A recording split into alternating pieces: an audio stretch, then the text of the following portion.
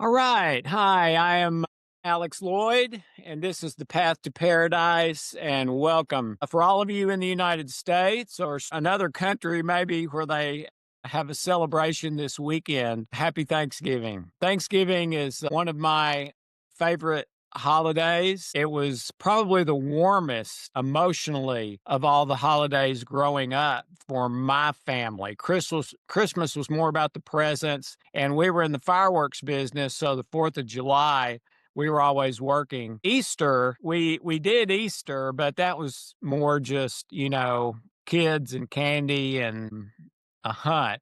But Thanksgiving was warm and family and hugs and, great food that mom only cooks once or twice a year and that sort of thing. I wanted to talk about that a little bit this week, today, the day before Thanksgiving in the United States. And several things occurred to me as I was thinking and praying about this over the last week.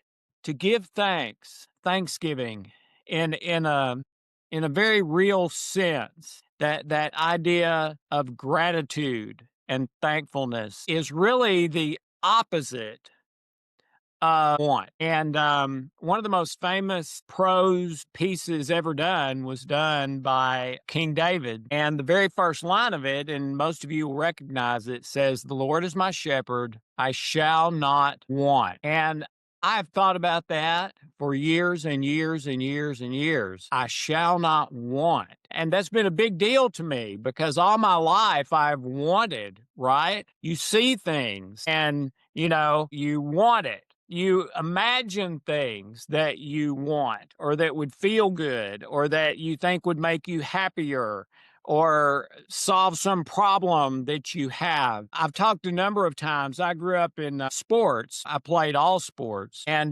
Michael Jordan was, one of my top of the mountain athletes. But, and I totally believe this is true, so many of us who were like fans of a Michael Jordan or a great baseball player, or I went to college on a tennis scholarship, like a tennis player, like from my generation, Jimmy Connors or John McEnroe. From the latest generation, Roger Federer or Rafael Nadal or Djokovic or one of those guys. You think, man, what would it be like to be that good at basketball or tennis or baseball or whatever? So the fans are screaming and, you're kind of a hero to the fans or a villain sometimes. But anyway, it's exciting. And you sort of imagine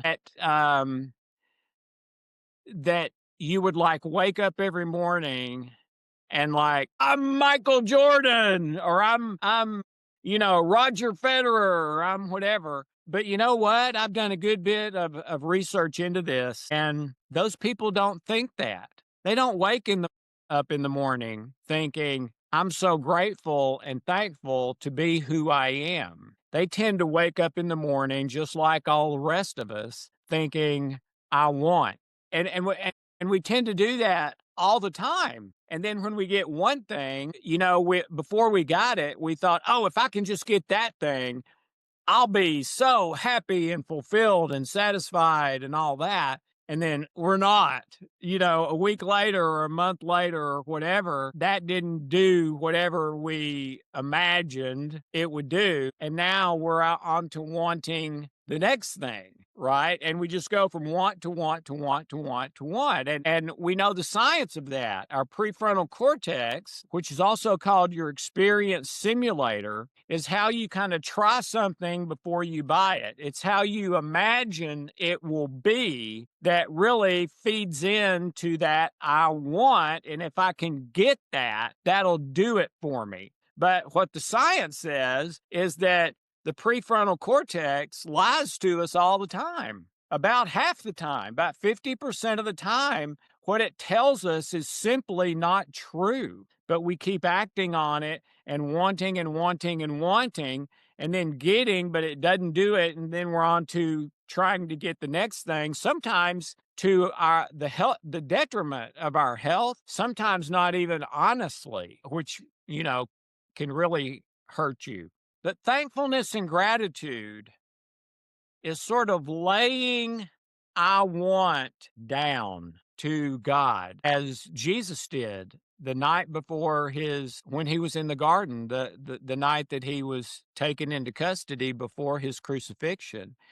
And, most of you probably are familiar with that story. He was so much in distress, he was sweating drops of blood, which scientifically is possible. Those capillaries and corpuscles, if you're stressed enough, can literally produce blood out of your skin that rolls like tears. Okay. And evidently that's what was happening to Jesus. But even in the middle of that strong for Jesus of an I want, if there's any way that this cup can pass from me and we can do this another way, please, Father, let's do that. But evidently, the father said, Son, I love you, but I'm sorry, there's not another way. We don't have those words, but evidently something like that happened. There was some communication because after a period of time, Jesus shifted from want, let this cup pass from me, to Father, not my will, but yours be done. And that's really, if you want to encapsulate it, that's really thankfulness and gratitude in a pill. Father, not my will, but yours be done. I'm laying down my want as a living sacrifice to you. You love me. I'm your son through Jesus.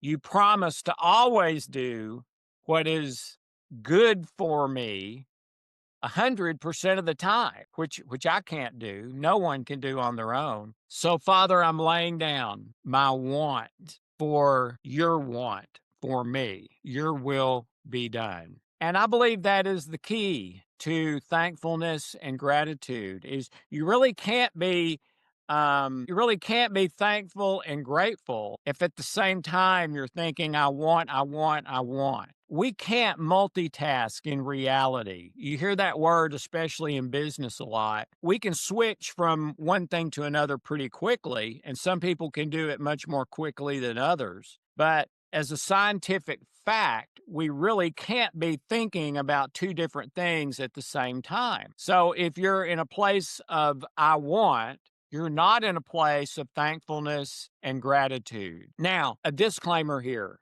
I'm not talking about if you're in a life-threatening situation or someone that you dearly love is, for the most part, because that's fight or flight, and we're supposed to want to do everything that we can to save our life or the life of someone else that we love and care about. So I did need to add that. But outside of that, if it's not a life-threatening sort of emergency, it's just an I want.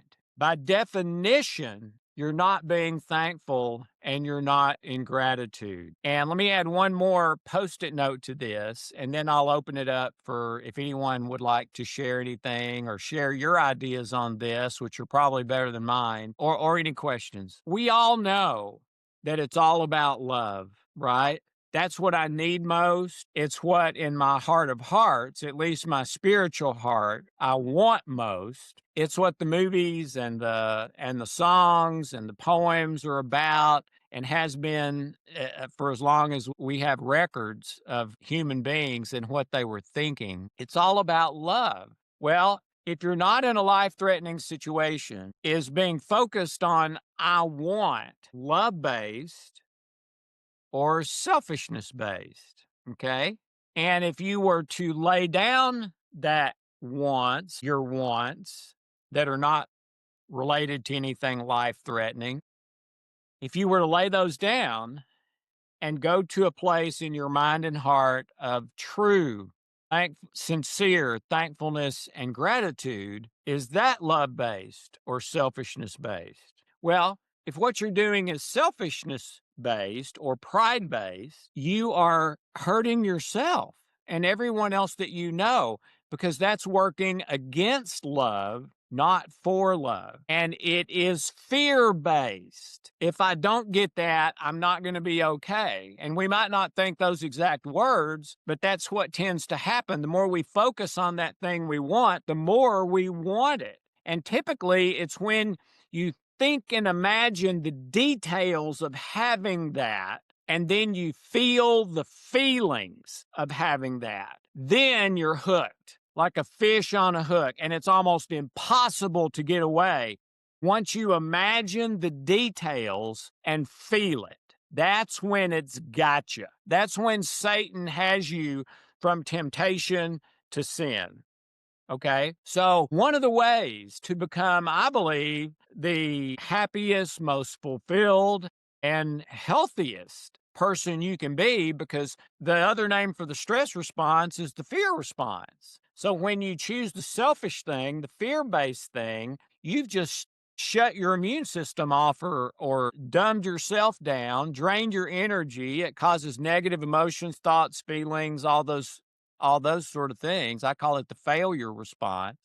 Okay. You've just done that to yourself. Now, I know you weren't meaning to, you didn't intend to, you probably never even thought about that. You just thought, I want this. But that's what it's doing in your mind and heart and body.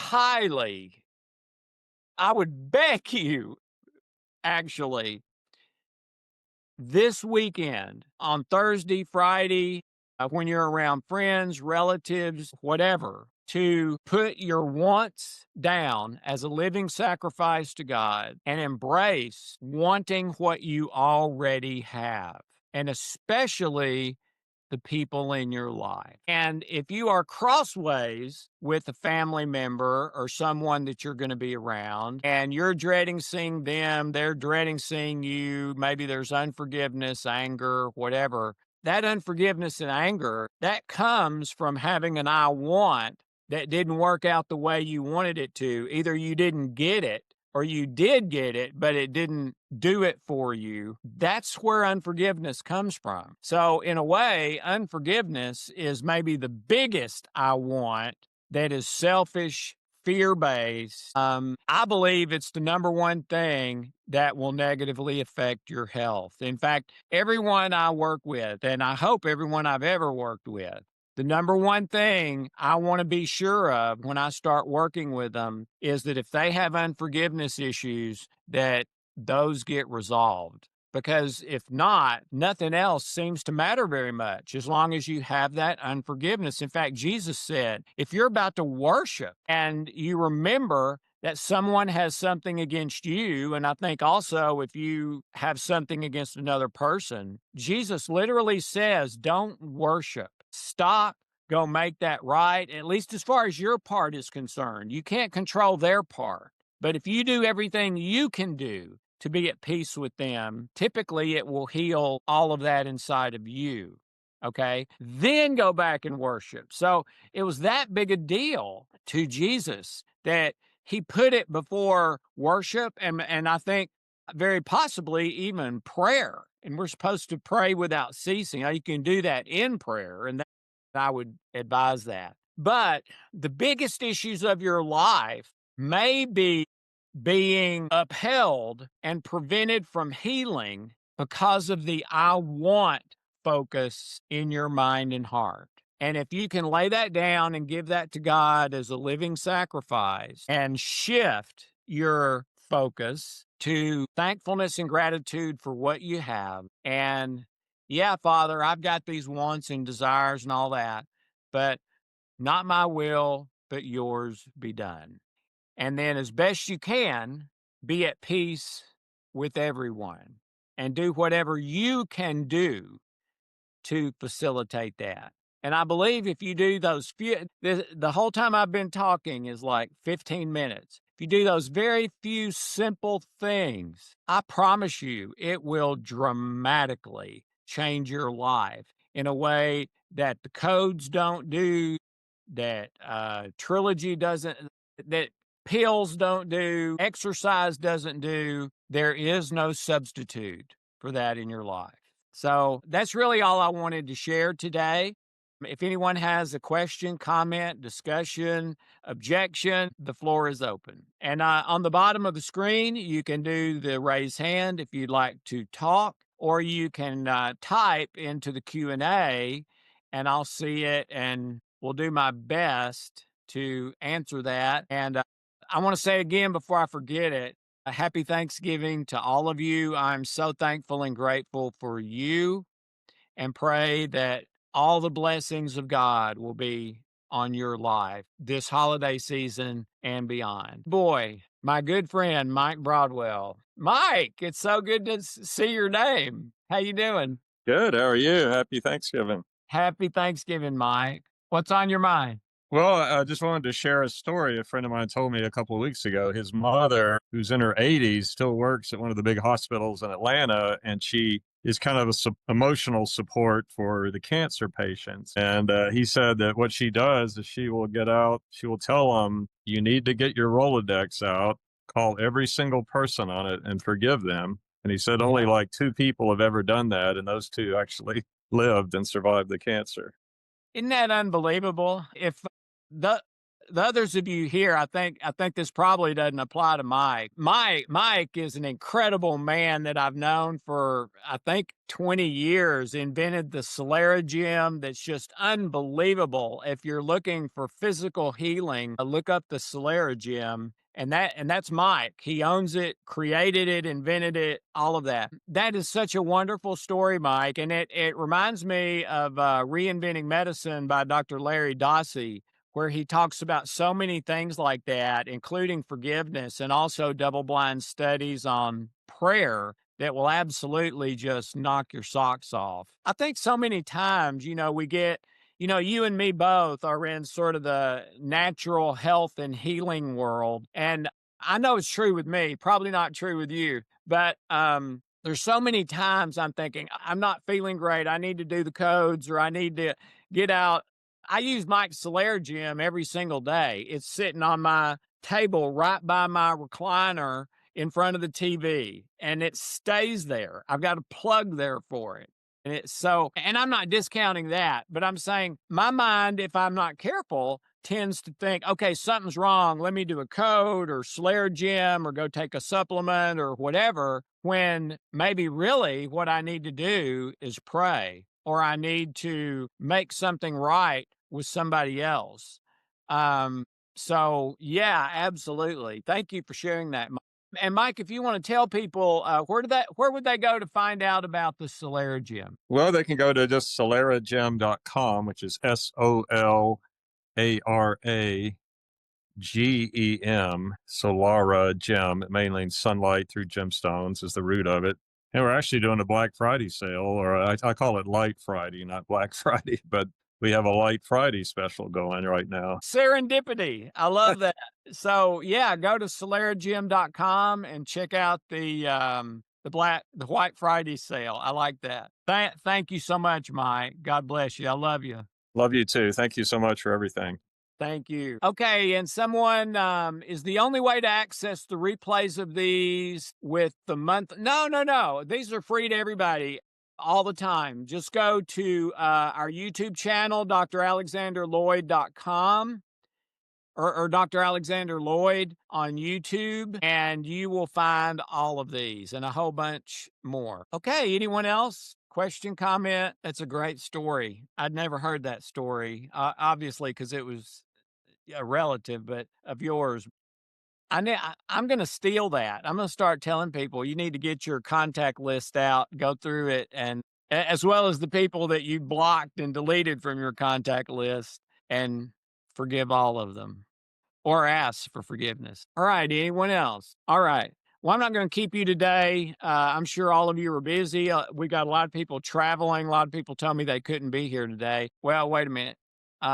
Thank you so much. Someone being very kind to me. But anyway, I hope everyone has a fantastic day tomorrow. If you're alone, you're not alone. God is there with you. No doubt about it. He's there. So, I know you'd like to have people there too, maybe, but God is there with you. And pray, talk to Him. But everyone, I wish you a happy Thanksgiving, blessed Thanksgiving. Eat too much. It's important to treat yourselves at times and celebrate. If you're too rigid about those things, the stress of that hurts you more than the diet is helping you. So I love you all. God bless you, and see you next week.